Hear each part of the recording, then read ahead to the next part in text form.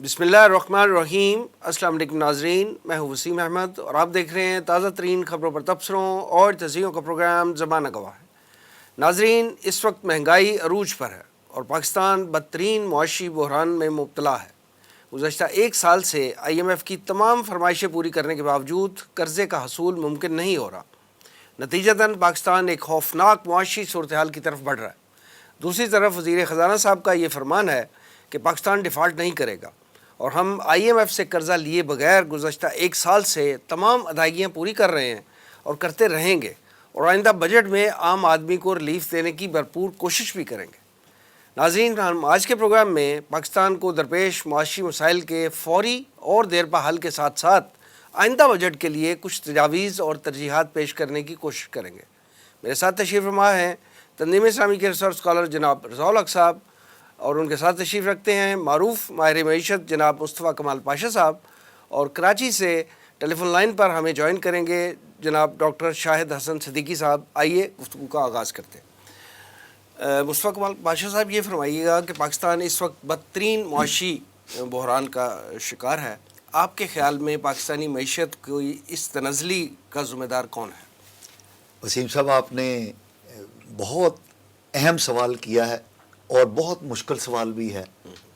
Micro level پہ اگر ہم بات کریں تو ہر ایک کے نزدیک اس کا ذمہ دار الگ الگ ہے، لیکن میں کیونکہ معیشت اور سیاست کا طالب علم ہوں تو جزوی بات کرنے کی بجائے میں کلی طور پر بات کروں گا کہ ہمارا جو نظام سیاست اور نظام معیشت ہے، بنیادی طور پر وہ ذمہ دار ہے پاکستان کی موجودہ بدحالی کا، معاشی، سیاسی، سماجی اس صورتحال کا۔ اور اگر اس کو میں نٹ شیل میں کہوں تو اصل بات یہ ہے کہ ہمارا سب سے بڑا جو ایشو ہے وہ معیشت نہیں ہے، ہمارا سب سے بڑا ایشو سیاست نہیں ہے، ہمارا سب سے بڑا ایشو سماجیات نہیں ہے، ہمارا سب سے بڑا ایشو جس کو ہم 75 سال میں ایڈریس نہیں کر سکے وہ یہ ہے کہ ہو از سوورن ان دس کنٹری۔ اصل مسئلہ یہ ہے، حالانکہ ہمارے آئین نے طے کر دیا ہوا ہے کہ آل مائٹی از دا سوورن، بالکل، اور جو انسان ہے وہ نائب کے طور پہ اللہ کے خلیفہ کے طور پہ حاکم ہے، اور یہ حاکمیت کس کے ذریعے آتی ہے؟ پارلیمان کے ذریعے، کیونکہ ہم ڈیموکریٹک سسٹم کے ہیں۔ لیکن آئین میں لکھے ہونے کے باوجود آج تک آئین کی اس شق پر عمل نہیں ہوا کہ اللہ اور اس کے رسول کی حاکمیت اعلیٰ ہونی چاہیے، اور یہ حاکمیت جو ہے یہ انسان، یعنی تمام تر خرابیوں کی جڑ جو ہے وہ یہی ہے۔ یہاں سے ہماری برائیوں کا، ہماری کمزوریوں کا، ہماری کوتاہیوں کا ابتدا ہوتی ہے، اور اس کے بعد پھر ہم نے یہ طے کیا آئین کے تحت کہ ہمارا جو نظام ہے، نظام زر، نظام سیاست، نظام معاشرت، یہ اللہ اور اس کے رسول کے احکامات کی روشنی میں ترتیب پائے گا۔ آئین میں یہ طے ہو گیا، لیکن آج تک ہمارا نظام زر جو ہے وہ سود کے گرد گھوم رہا ہے، جس کے بارے میں کوئی ایمبیگوٹی نہیں ہے، نہ قرآنی احکامات میں نہ فرمان رسالت میں، کہ سود جو ہے یہ قطعاً قابل قبول نہیں ہے کسی بھی شکل میں۔ لیکن ہم 75 سالوں سے لکھ کے تو یہی بیٹھے ہوئے ہیں، لیکن ہم نے اس پر کبھی عمل نہیں کیا، اور اس کا نتیجہ یہ ہے کہ ہم جس عالمی نظام معیشت کا، ہم جس عالمی نظام سیاست کا حصہ ہیں، اس کی بنیاد ہی سود ہے۔ تو آئین میں لکھے ہونے کے باوجود ہم اس پر عمل درآمد نہیں کر رہے، ہم اللہ کے ساتھ، اللہ کے رسول کے ساتھ کھلی جنگ کر رہے ہیں، اور پھر ہم کہتے ہیں جی ہمارے مسائل کیوں ہیں۔ تو میرے نزدیک کلی طور پر جو ہمارے مسائل کی وجہ ہے، جو سیاسی مسائل ہیں، جو ہمارے معاشی مسائل ہیں، اور اس وقت پاکستان جس مقام پر کھڑا ہے، نہ صرف معاشی طور پر، نہ صرف سیاسی طور پر، نہ صرف معاشرتی طور پر، اس کی ایک ہی وجہ ہے کہ ہم نے ابھی تک اپنا قبلہ درست نہیں کیا، اور وہ قبلہ کیا ہے کہ who is sovereign in this country. رضا الحق صاحب، جو پاکستان کے معاشی حالات ہیں، میں نے پاشا صاحب سے بھی ریکویسٹ کی تھی اس پہ گفتگو کرنے کے لیے، لیکن انہوں نے جن دو اہم ترین موضوعات پہ گفتگو کی ہے وہ واقعتاً ان تمام معاملات کو اوور کم کر جاتے ہیں. آپ یہ فرمائیے کہ جو گیون سرکمسٹانسز ہیں اس وقت پاکستان کی اکنامک صورتحال کے، اس میں 2023-24 کا بجٹ بالکل آنے والا ہے. آپ کے خیال میں حکومت کیا ان حالات میں یہ بجٹ کو متوازن بجٹ جو ہے وہ پیش کر سکے گی؟ بسم اللہ الرحمن الرحیم. وسیم صاحب، جس طرح ڈاکٹر صاحب نے بڑی تفصیل کے ساتھ ہمارے سامنے بات رکھی کہ پاکستان کی جو معاشی، سیاسی اور سماجی بدحالی، اس کی جو بنیادی وجہ ہے وہ تو یقیناً یہی ہے کہ جو ہمارے آئین میں بھی لکھا ہوا ہے آرٹیکل 2A میں کہ sovereignty belongs to Allah alone, اور پھر وہ ایک سیکرڈ ٹرسٹ ہے جو کہ استعمال کیا جائے گا الیکٹڈ ریپرزینٹیٹیوز کے ذریعے عوام کی بہبود اور خوشحالی کے لیے. اور ساتھ یہ کوئی بھی قانون سازی، اور جب ہم قانون سازی کی بات کرتے ہیں تو اس سے مراد یہ ہے کہ سب سسٹم، کوئی بھی سب سسٹم قرآن و سنہ کے منافی نہیں بنے گا اور نہیں چلایا جائے گا. اگر کوئی ایسا ہے تو اس کو قرآن و سنت کے مطابق ڈھالا جائے گا. جی، ہماری ہر حکومت کی پرائرٹی ہوگی، پرائرٹی ہونی چاہیے. جی. یہ آئین میں لکھا ہوا ہے، یہ ریاست کی پرائرٹی ہے. اور ریاست کے جتنے بھی سٹیک ہولڈرز ہیں، چاہے اس میں حکومت وقت ہے، دیگر ریاستی ادارے ہیں، یا کوئی ایسا ادارہ جو کہ معیشت سے متعلق ہے، اس کی بھی پھر یہی پرائمری رسپانسبلٹی بنتی ہے کہ اس کے مطابق چیز کو آگے لے کے چلنا ہے. دیکھیے، ہمارا جو بجٹ ہے اس کے متوازن ہونے یا نہ ہونے کا انحصار چند چیزوں کے اوپر ہے. ایک تو روایتی سی بات ہے کہ ہمارا جو گزشتہ بجٹ تھا، جو پچھلے سال کا تقریباً 9.5 خرب روپے کا بجٹ، اور اس میں تقریباً 4.5 خرب روپے کے قریب تو قرضوں کے اوپر سود کی واپسی کے اوپر استعمال ہونا تھا، اور اس سے زیادہ ہو گیا. یہ بھی ہمارے ناظرین کے لیے انتہائی حیرت کی بات ہی ہوگی کہ ہمارا جو ٹوٹل ڈیٹ برڈن ہے، جتنا قرضہ ہمارا واجب الادا ہے، اس میں سے 2/3 کے قریب اندرونی قرضہ ہے، بیرونی قرضہ نہیں ہے. یعنی پاکستان کے اندر ہی ایک ڈپارٹمنٹ سے دوسرے ڈپارٹمنٹ، ایک ادارے سے دوسرے ادارے، ایک آرگنائزیشن سے دوسرے کمرشل بینکوں سے لون، وہ والا لون، صرف کمرشل بینکوں کا ہی نہیں، انٹر ڈپارٹمنٹل، اور پھر یہ کہ فیڈرل گورنمنٹ سے پروونشل گورنمنٹس، یہ والے لون اور اس کے اوپر جو سود بنا ہوا اس پر مشتمل ہے. باقی 1/3 پھر وہ بیرونی قرضہ ہے. اور بیرونی قرضہ کیونکہ ہم نے لیا کچھ نہیں، اب پچھلے کچھ عرصے کے دوران IMF سے ہماری ڈیل نہیں ہو پا رہی تھی، اس کے اوپر ابھی بعد میں ہم بات کر لیں گے. لیکن ڈالر کی جو اڑان تھی اس کی وجہ سے اس قرضے کے حجم میں بہت زیادہ اضافہ بھی دیکھنے میں آیا. اس کی وجہ سمپل یہ ہے، ہم نے تو روپے ڈالر میں کنورٹ کر کے ہی قرضوں کی واپسی کر لیا. دیکھیے، ہمارا جو بنیادی طور پہ ٹیکس کلیکشن ہے وہ تقریباً جو بجٹڈ اماؤنٹ تھی پچھلے بجٹ میں رکھی گئی، وہ یہی کوئی 4.9 خرب روپے کی تھی. اس سے زیادہ کلیکشن ہو گئی. لیکن ہم اپنے ٹیکس سسٹم کو اگر دیکھنے ہیں، کیونکہ ہماری جو انکم یا ریونیو جنریشن ہے اس کا تو ذریعہ بنیادی طور پہ یہی ہے. اس کے علاوہ اور بھی ہیں ہماری ریمیٹنسز جو بین الملک سے ترسیلات آتی ہیں. لیکن جب ہم اس کو سسٹم کو دیکھتے ہیں کہ وہ کس طرح سے بنا ہوا ہے تو 2 چیزیں بڑی واضح ہوتی ہیں. نمبر 1، ظلم اور استحصال کی بنیاد کے اوپر انڈائریکٹ ٹیکسیشن پر بیسڈ ہے. وہ جو مراد یافتہ امیر ویلتھ والا طبقہ ہے اس کے اوپر ٹیکس بہت کم لگتا ہے. ڈائریکٹ ٹیکسز کی شرح جو ہے وہ کم ہے، انڈائریکٹ جو ہے یعنی غریب ترین آدمی بھی جو ہے وہ ٹیکس دینے پہ مجبور ہے. اور دوسرا یہ کہ ٹیکس نیٹ کے اندر بہت کم تعداد یا یوں کہہ لیں پرپورشن آف دا سوسائٹی جس کو دینا چاہیے وہ اس کے اندر ٹیکس نیٹ میں آتی ہے. اور دوسری طرف یہ کہ ہم آئندہ اپنے معاملات کو کیا خود انحصاری کی بنیاد پر آگے لے کے چلنا چاہتے ہیں، یا ہم یہی دیکھتے رہیں گے جیسا کہ ہم گزشتہ 5 صدی سے دیکھ رہے ہیں کہ امریکہ سے امداد آ جائے، امریکہ کے ذیلی اداروں IMF سے کوئی ڈیل ہو جائے، اور شاید ہی کوئی ایسا ملک ہو جو اتنے لمبے عرصے تک جو IMF کے چنگل میں رہا ہے جیسا کہ پاکستان اس وقت موجود ہے. 1980 سے سٹارٹ کیا اور آج تک ہم IMF کے پروگراموں پر پروگرام لیتے جا رہے ہیں. اور وہ اب وہ حالت اس وقت ہماری ہو گئی ہے ہماری یہ سیاسی کمزوری ہے، ہماری یہ معاشی کمزوری ہے، معاشرتی کمزوری ہے، یعنی ہم اس حد تک مفلوج ہو گئے ہوئے ہیں، معذور ہو گئے ہوئے ہیں، بلکہ یوں سمجھیں کہ بستر مرگ پر ہیں کہ آئی ایم ایف ہماری ناک سے لکیریں نکلوا رہا ہے، بار بار لکیریں نکلوا رہا ہے، کبھی وہ معاشی کنڈیشنز رکھ کے، اب تو سیاست میں بھی انٹرفیئرنس شروع کر دی ہے کہ جی آئین اور قانون کی حکمرانی کرو گے تو بات آگے بڑھے گی۔ تو اگر ان معاملات کو دیکھا جائے، اگر خود انحصاری کی بنیاد پر جتنی چادر ہے اس کے مطابق پاؤں پھیلانے کی ایک ٹاپ سے لے کے باٹم تک مہم کا آغاز کیا جائے، اور وہ صرف نعرے کی حد تک مہم نہ ہو، حقیقت میں بھی نظر آئے، اور ان معاملات کو ٹیکل کیا جائے صحیح طریقے سے، پھر تو متوازن بجٹ آ سکتا ہے۔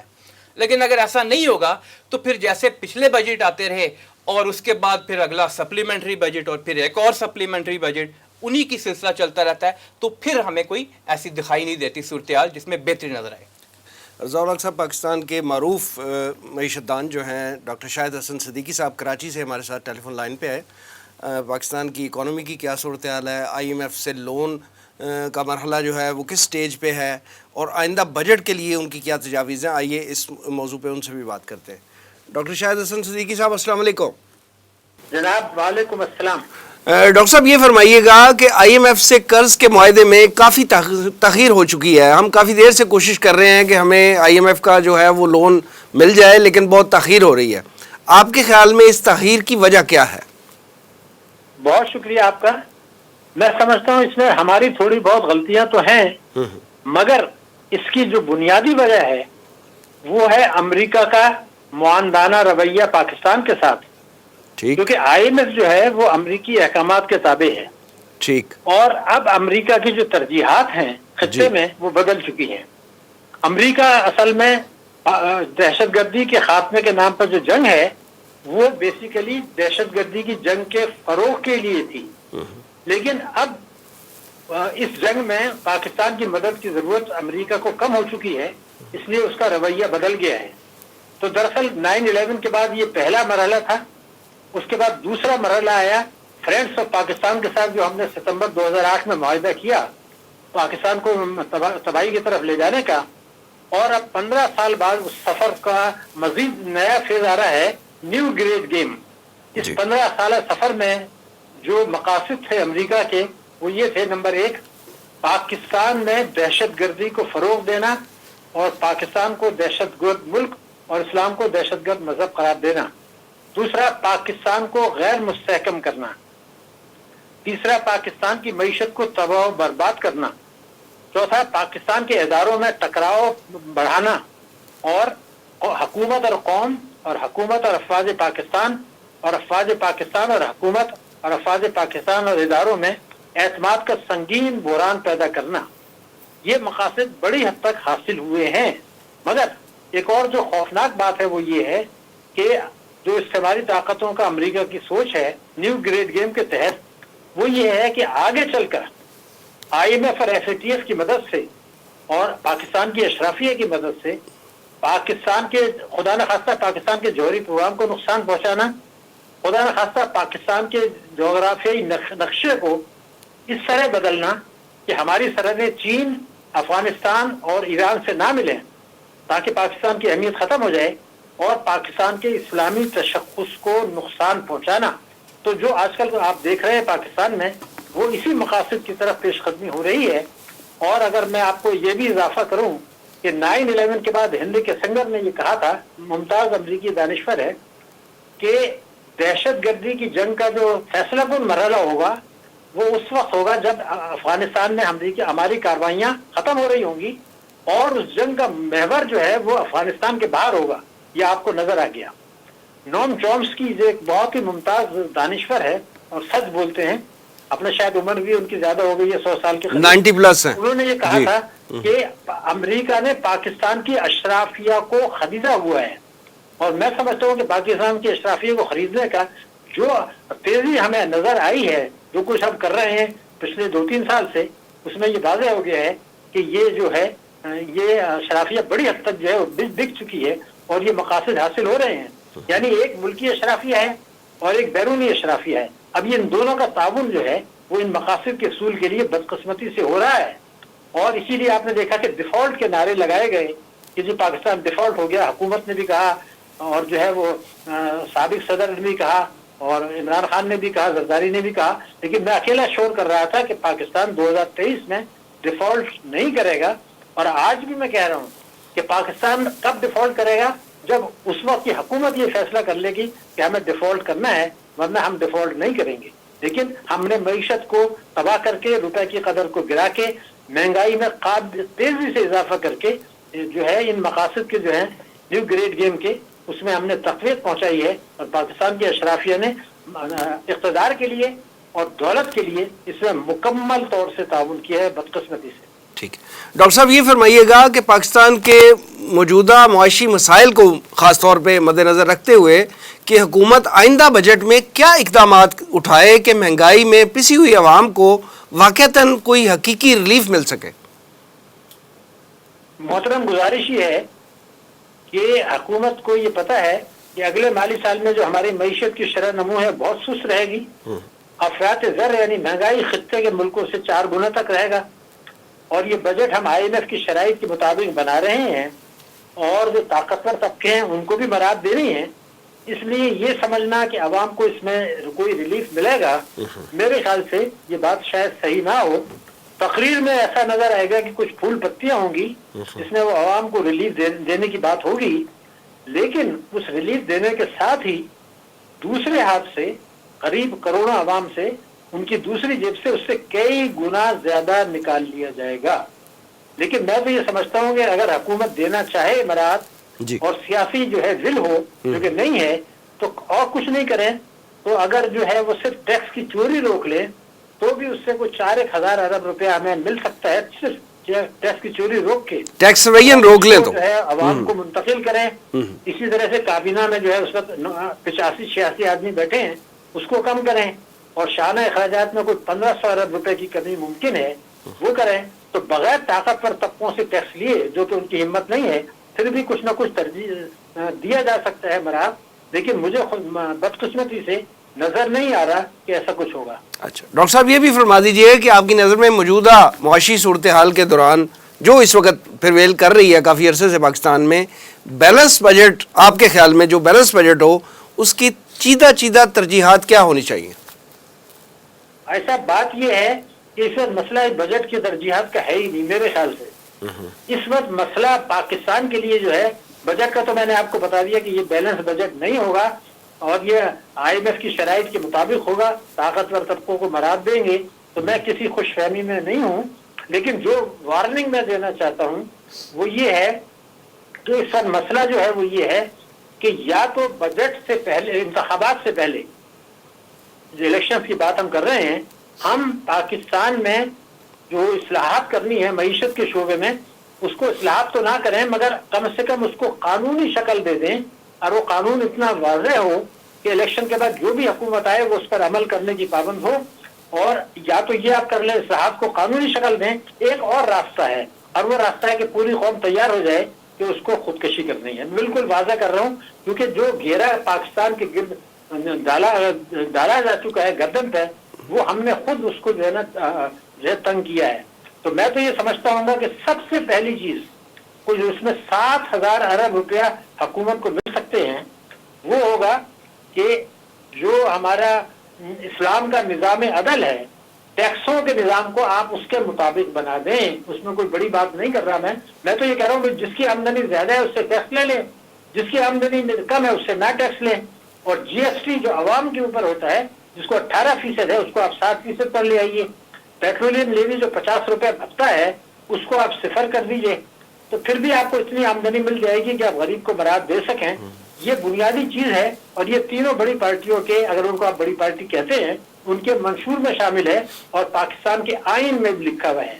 تو ہم ٹیکسوں کا نظام غیر اسلامی ہے, غیر آئینی ہے, لیکن سپریم کورٹ کو کبھی یہ نظر نہیں آتا کہ بھئی یہ بھی غیر قائمی کام ہو رہا ہے, صرف الیکشن نظر آتے ہیں بدقسمتی سے. حالانکہ یہ پاکستان کی سلامتی کا مسئلہ ہے.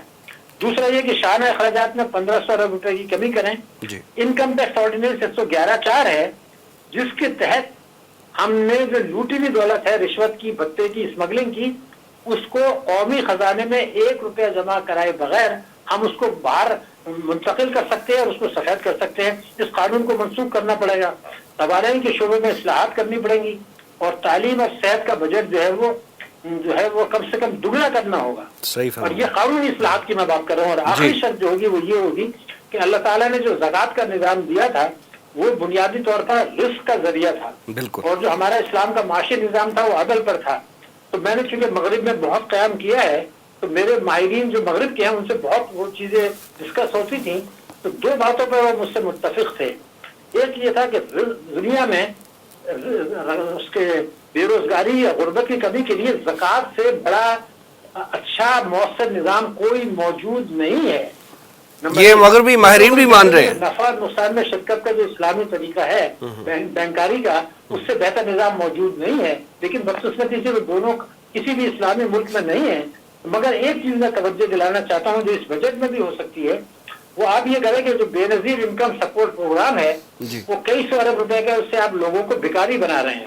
تو میں یہ چاہتا ہوں کہ اس کو آپ یہ کریں کہ مائکرو فائنانس جو ہوتا ہے اس کے تحت بینکس جو ہیں ان کو پابند کیا جائے کہ اتنے قرضے آپ کو دینے ہیں, وہ دینے ہوں گے پلمبر, الیکٹریشین, کارپینٹر, چھوٹے کسان, گھریلو خواتین, ان کو آپ دیں, موٹر میکینک, کہ وہ اپنا رزق کما سکے, چھوٹا موٹا کاروبار. اگر ان کو 2 لاکھ روپے کا آپ قرضہ دیتے ہیں تو اس کو 25,000 روپے اور دے دیں بے نظیر انکم سپورٹ پروگرام سے, وہ ہو جائے گا 2 لاکھ, تاکہ کاٹیج انڈسٹری جو ہے وہ فروغ پا سکے. ہاں میں تو وہ تو بہت بڑی چیز ہے. میں تو یہ چاہ رہا ہوں کہ لاکھوں آدمی جو ہے, دیکھیے پلمبر ہے وہ کام کر ہی رہا ہے, آپ اس کو تھوڑا سا پیسہ دے دیں, وہ ایک اپنا ٹھیا بنا لے اور اپنے اوزار خرید لے. تو اس طریقے سے عام آدمی کو رزق کی فراہمی مائکرو فائنانس کے تحت, جس میں حکومت کی جیب سے پیسہ نہیں جائے گا.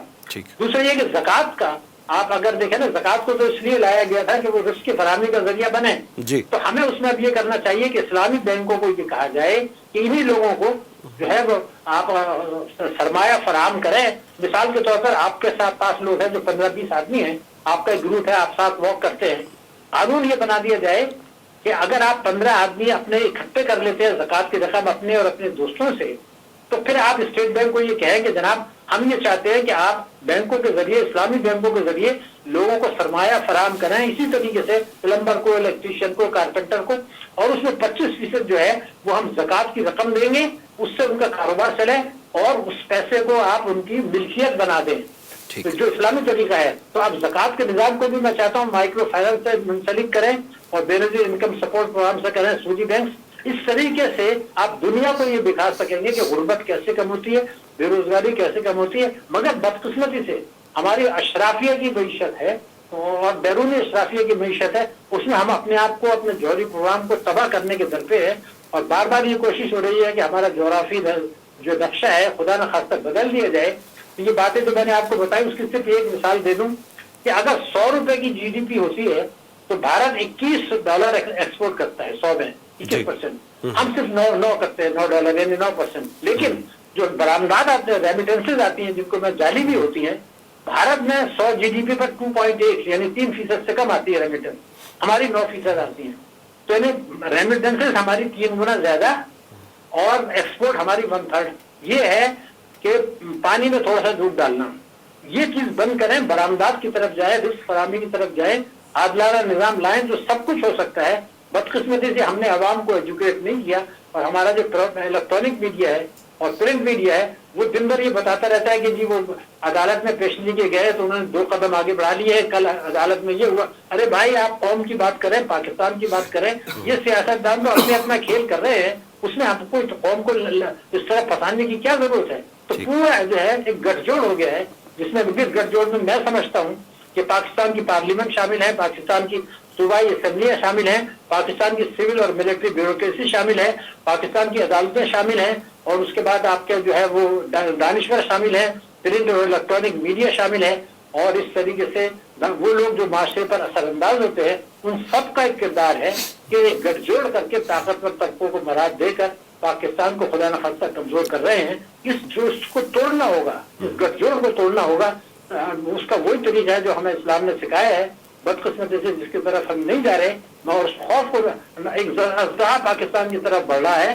اور مجھے خیال ہے کہ 2024 میں ہم شاید اپنے قرضے بیرونی واپس نہیں کر سکتے اور اس کے لیے پھر IMF سے ہم ایک اور قرضہ لینے والے ہیں. میں آج آپ کو بتا رہا ہوں 2024 میں بڑا قرضہ ہوگا, 3 سال کے لیے ہوگا, لیکن اس سے بھی ہمارے مسئلے حل نہیں ہوں گے.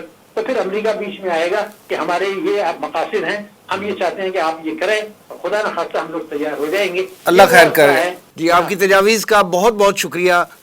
محترم پاشا صاحب, آپ نے شاہد حسن صدیقی صاحب کی گفتگو بھی سنی. یہ بتائیے گا, انہوں نے ابھی جو اینڈ پہ بات کی ہے کہ 2024 میں پاکستان پھر IMF کے پاس جانا چاہ رہا ہے, تو میں یہ سابقہ جو دن گزرے ہیں تقریباً 1 سال جو ہے اس میں ہم لگاتار کوشش کرتے رہے ہیں IMF سے لون لینے کے لیے, اور ہمارے پرائم منسٹر صاحب اور ہمارے وزیر خزانہ صاحب بار بار متعدد بار یہ کہہ چکے ہیں کہ جناب ہم نے IMF کی تمام شرائط پوری کر دی ہیں, تو لیکن قرضہ ہمیں ملا نہیں ہے. آپ کے خیال میں مستقبل قریب میں ہمیں کوئی امکان نظر آتا ہے IMF سے لون ملنے کا؟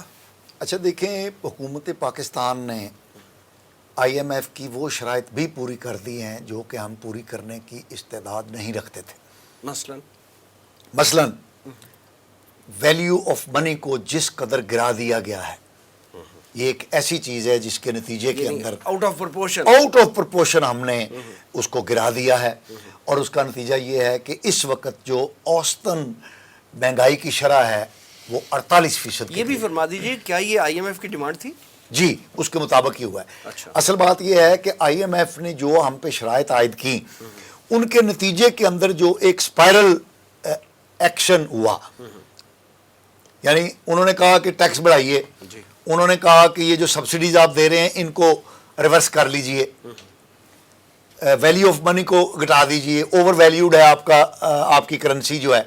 یہ چند سٹیپ لینے کے نتیجے میں اس کے جو آفٹر ایفیکٹس ہوئے, اس کے نتیجے میں 48% تک جو ہماری مہنگائی ہے وہ پہنچ گئی ہے. اور پھر ہم نے کئی ایسے سیاسی فیصلے بھی IMF کے کہنے پر کیے, جس کا نتیجہ یہ ہے کہ ہمارا سیاسی عدم استحکام جو ہے وہ بھی بڑھ گیا ہے.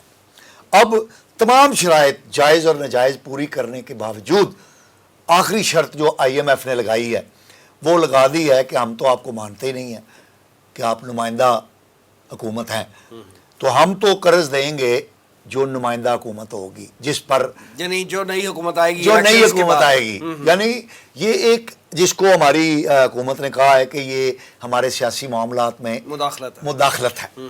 ٹھیک ہے, یہ بالکل کلیئر بات ہے کہ IMF جو ہے یہ صرف لون دینے والا ادارہ نہیں ہے, اور یہ اس کے سیاسی مقاصد بھی ہیں, اور اس کے سیاسی مقاصد 2 ممالک دیکھتے ہیں, ایک امریکہ اور ایک برطانیہ. دونوں کا جو کنٹریبیوشن ہے IMF کے مالی سپورٹ کے اندر, یعنی IMF جو فنڈ ہے اس میں سب سے زیادہ کنٹریبیوشن جو ہے تقریباً 23% جو پیسہ ہے وہ امریکہ دیتا ہے, اور اس کی پالیسیوں پر امریکہ ہی اثر انداز ہوتا ہے, بلکہ اثر انداز نہیں ہوتا بلکہ فیصلہ کن حیثیت رکھتا ہے. تو امریکہ کا ہم سے 2 مطالبے ہیں. ایک مطالبہ یہ ہے کہ سی پیک کو آپ رول بیک کریں. دوسرا یہ ہے کہ جو انڈین اوشن کے اندر امریکہ پالیسی بنا رہا ہے چائنا کو گھیرنے کی, اس میں وہ چاہتا ہے کہ جس طرح ہندوستان اس کا حصہ ہے اسی طرح پاکستان بھی اس کا حصہ بنے, اور اس سے آگے بڑھ کے پاکستان اب جس نئے اتحاد کی طرف بڑھ رہا ہے جو چین, روس, ایران, سعودی عرب اور ان ممالک پر مشتمل ہے, امریکہ کو یہ ہرگز قابل قبول نہیں ہے. جس طرح ہم نے گوادر کی بندرگاہ جو ہے چین کے حوالے کر دی ہے, جس طرح ہم سی پیک کے ذریعے چابہار کی بندرگاہ کو بھی اس سی پیک کے اندر لا رہے ہیں, تو یہ امریکہ کو اسٹریٹجیکلی بالکل قابل قبول نہیں ہے. تو اب امریکہ کا یہ بھی مطالبہ اس میں شامل ہو چکا ہے کہ ہم جو اس نئے اتحاد کے ساتھ گڈی گڈی ہونے کی کوشش کر رہے ہیں, جفیاں ڈال رہے ہیں, خوش آمدید کہہ رہے ہیں, وہ بھی وہ نہیں ہو. اور آخری مطالبہ جو ہے جو IMF نے کر دیا ہے کہ یہ جو پیسے ہیں جو IMF دے گا یہ چائنا کے قرضے ادا کرنے میں خرچ نہیں ہونے چاہیے. یعنی اس حد تک شرائط انہوں نے لگا دی ہیں کہ ہم آپ کو یہ استعمال نہیں کرنے دیں گے. لیکن میں ایک طالب علم کے طور پہ یہ بات وثوق سے آپ کو بتا دیتا ہوں کہ IMF ہمیں ڈیفالٹ نہیں ہونے دے گا. نمبر 1. IMF ہمیں کبھی آزاد نہیں ہونے دے گا, خوشحال بھی نہیں ہونے دے گا, خوشحال بھی نہیں ہونے دے گا, اور وہ ہمیں قرضہ دے گا, لیکن ہمارا ناک بھی رگڑوا کے اور پیٹھ بھی رگڑوا کے. ناک تو ہم رگڑ چکے ہیں, ہمارے وزیر اعظم کہہ چکے ہیں جی کہ ہم تو جناب مانگنے کی جو لکیریں ناک سے نکال چکے ہیں, جی. تو وہ اب ناک کے بعد وہ پیٹھ سے بھی ہمیں لکیریں نکلوا کے قرضہ دے گا. اور یہ قرضہ جو ہے یہ فوری نہیں ملے گا, یہ ملے گا ہمیں بجٹ کے بعد, الیکشن کے بعد, کیونکہ انہوں نے یہ کہا ہے کہ یہ پیسہ اگر ہم نے آپ کو اب دیا تو یہ پیسہ ہمیں شک ہے کہ یہ سیاسی مقاصد کے لیے بھی استعمال ہوگا. اور یہ بات, یہ خدشہ ان کا درست ہے. آپ دیکھیے نا 90 ارب روپے کے قریب جو ترقیاتی اسکیمیں ہیں MNAs وغیرہ کی, اس کے لیے مختص کیا جا رہا ہے. جی تو اگر IMF کا پیسہ آتا ہے تو یہ اس کا حجم اور بڑھ جائے گا.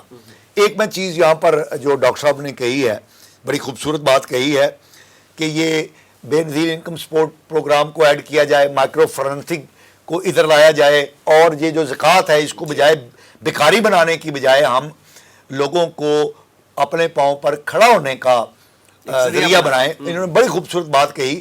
اور پاکستان میں یہ تجربہ جو ہے یہ اخوت نے کیا ہے مائکرو فائنانسنگ کا. ہم نے technical education and vocational training authority نے یہ کچھ 4-5 سال پہلے 500 ملین روپیہ اخوت کے حوالے کیا تھا کہ آپ جو ہمارے گریجویٹ ہیں, جو فنی تعلیم حاصل کر لیتے ہیں, پلمبر ہے, الیکٹریشین ہے, ویلڈر ہے, موٹر مکینک ہے, گورنمنٹ آف پنجاب کا, یہ گورنمنٹ آف پنجاب کا, جی. تو آپ ان کو قرض حسن دیں ٹھیک, تاکہ وہ اپنے پاؤں پر کھڑے ہو سکیں, اپنا کاروبار شروع کر بڑا سکیں. بہترین انیشیٹو تھا. اور آپ کو وسیم صاحب میں اتنی خوبصورت بات بتانے لگا ہوں کہ اس قرضے کی جو ریکوری ہے وہ 99% ہے, ماشاءاللہ. اور یہ قرضہ رول اوور ہو رہا ہے. یعنی وہ 500 ملین روپیہ جو حکومت پنجاب نے اخوت کو دیا تھا کتنے لوگوں کو کام آ گیا ہوگا, وہ رول اوور ہو رہا ہے. یعنی وہ دیا جا رہا ہے, وہ واپس آتا ہے, پھر نئے لوگوں کو دیا جا رہا ہے. تو ڈاکٹر صاحب کی یہ بات بہت خوبصورت ہے کہ بے نظیر انکم سپورٹ پروگرام یا زکوٰۃ فنڈ سے ہم لوگوں کو جو بھکاری بنا رہے ہیں, اس کی بجائے ہم ان کو روزگار مہیا کرنے کا اس کو ذریعہ بنائیں. جو انہوں نے اسکیم بتائی ہے بہت خوبصورت ہے. اور میں یہ سمجھتا ہوں کہ قرآنی احکامات کا اور زکوٰۃ کا جو منشا ہے وہ بھی یہی ہے کہ لوگوں کو ان کے پاؤں پر کھڑا کیا جائے.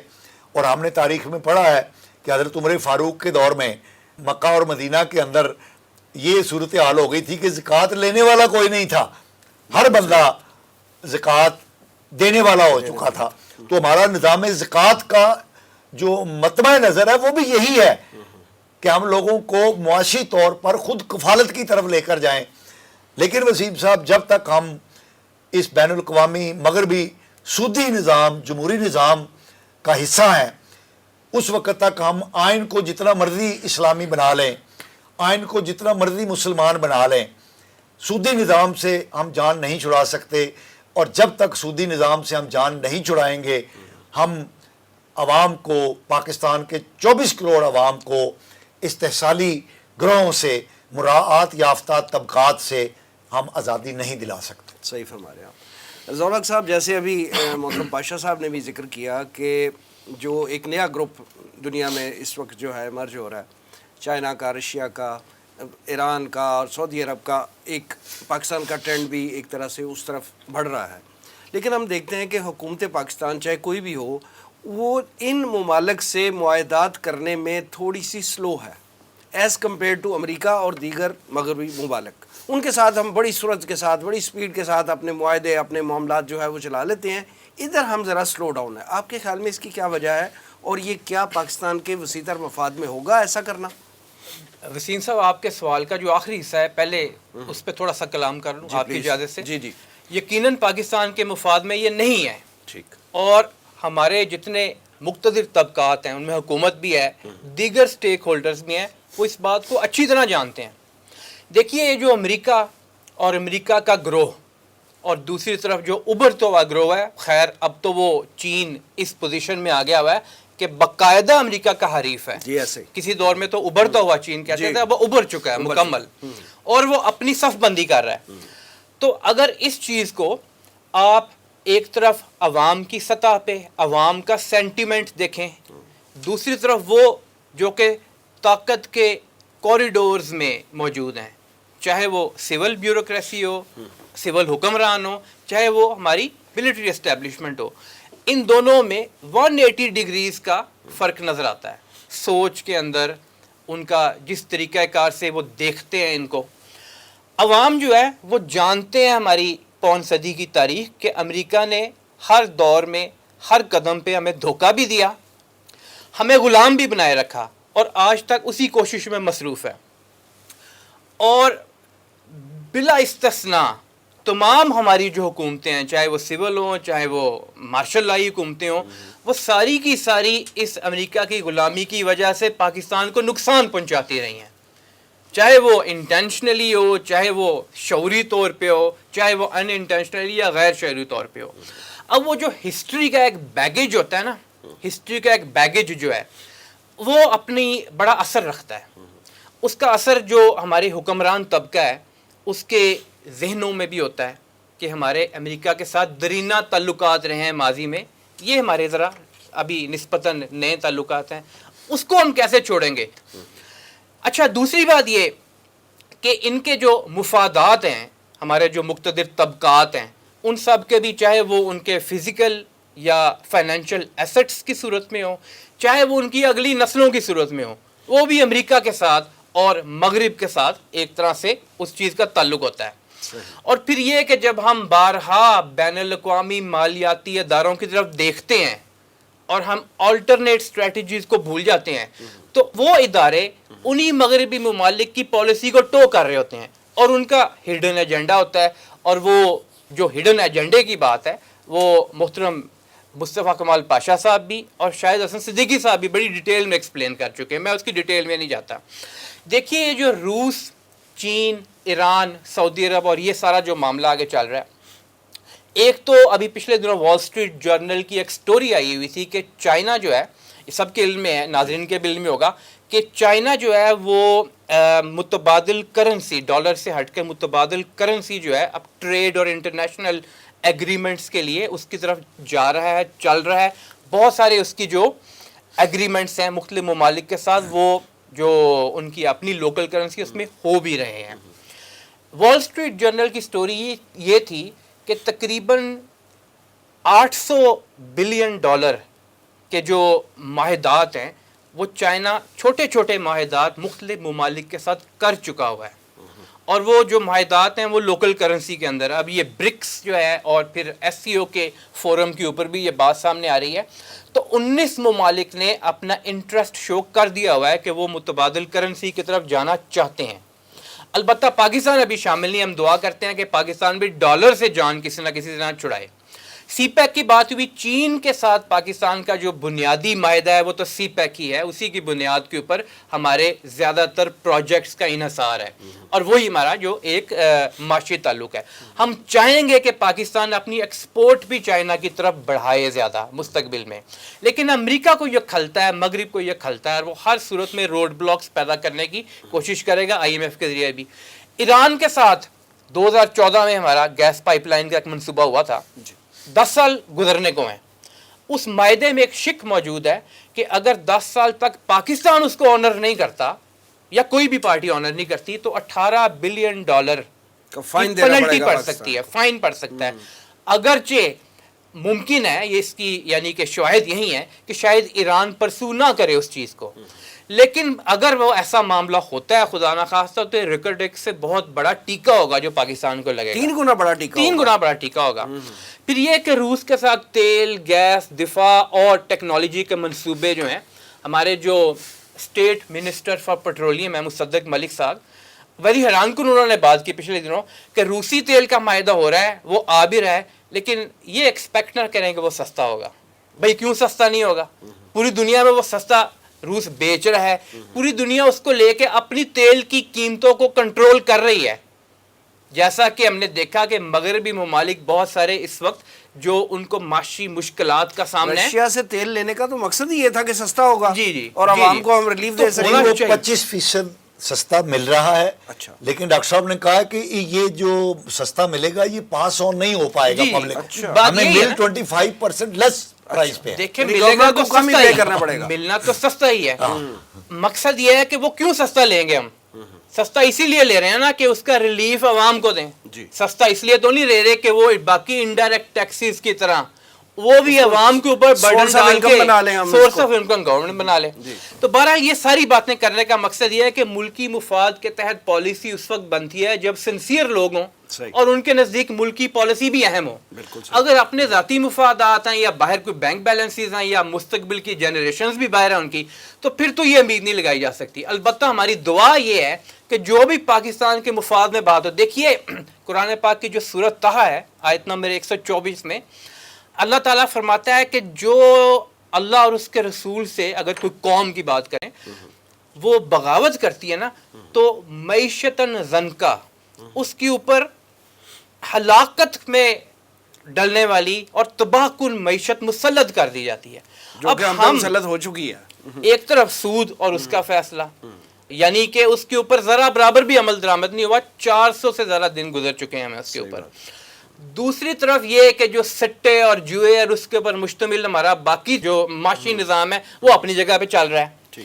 اسلامی تعلیمات کو ہمیں امپلیمنٹ کرنے، جس طرح ابھی زکوٰۃ کی بات ہوئی، قرض حسنہ کی بات ہوئی، انفاق جو ہے، اسی طرح جو دوسرے صدقات نافلہ ہوتے ہیں ان کے اوپر ہم عمل کرنے کی یعنی سوچ ہی نہیں ہے ہمارے اندر. تو یہ جب دو ڈائیکوٹمی چل رہی ہوگی اور نام اسلامی جمہوریہ پاکستان، آئین کے اندر اسلامی شکات، لیکن ان کو ہم پرائیورٹی دینے کی یعنی پوزیشن میں تو ہوتے ہیں لیکن چاہتے نہیں ہیں کہ ان کو پرائیورٹی ملے، تو پھر اس کا نتائج یہی نکلتے ہیں. پاشا صاحب یہ فرمائیے گا کہ پاکستان کو درپیش جو معاشی مسائل ہیں ان کے فوری اور دیر پا حل کے لیے آپ کیا تجاویز دیں گے؟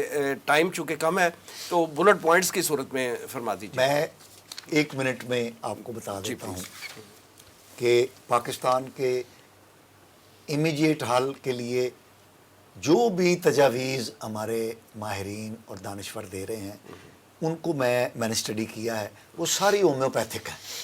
ہومیوپیتھک ہے، کوئی تبدیلی واقع ہونے والی نہیں ہے.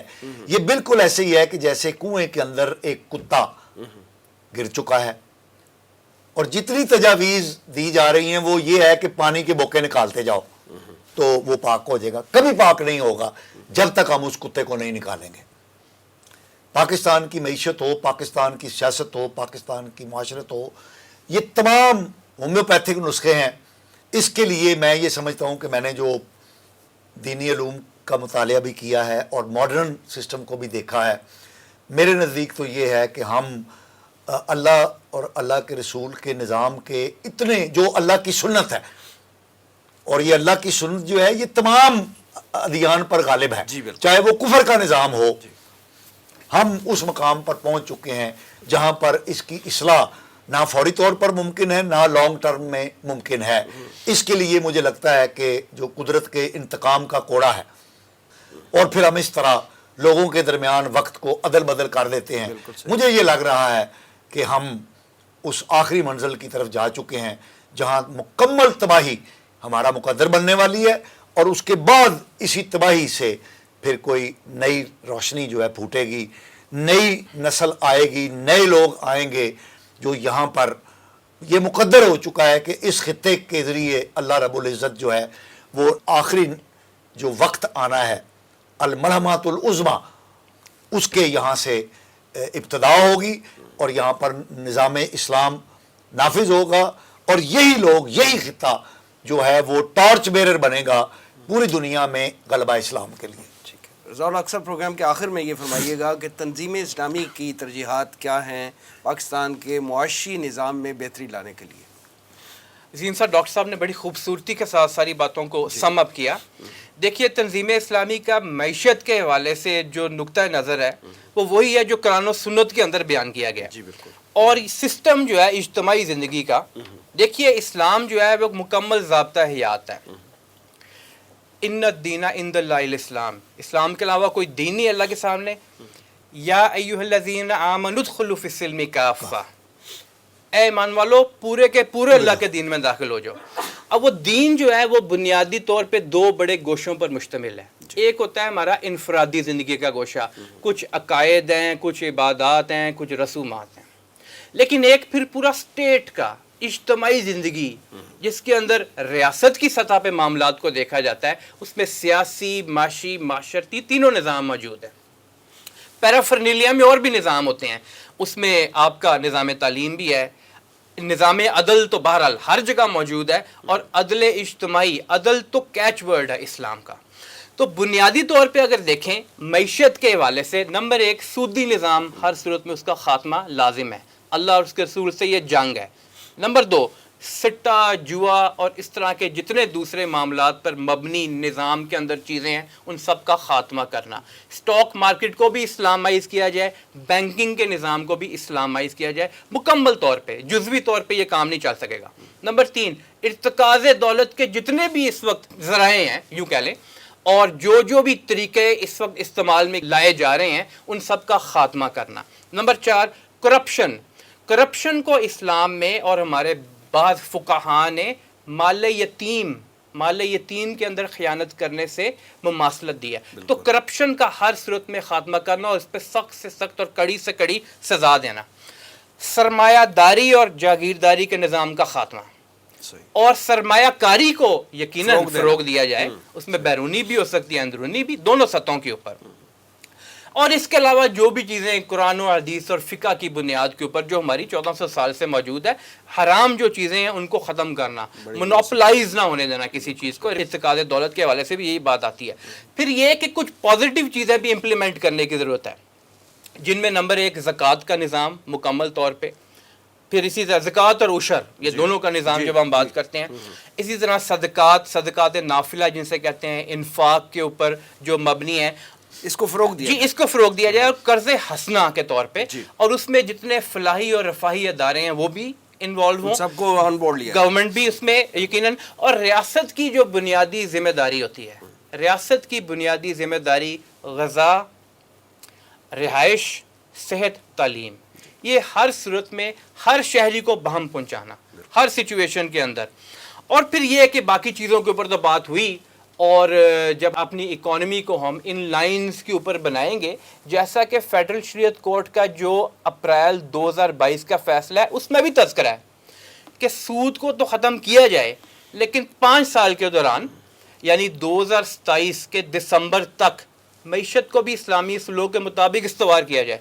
جب وہ کیا جائے گا تو ہمارے لیے آگے ایک there is light at the end of the tunnel.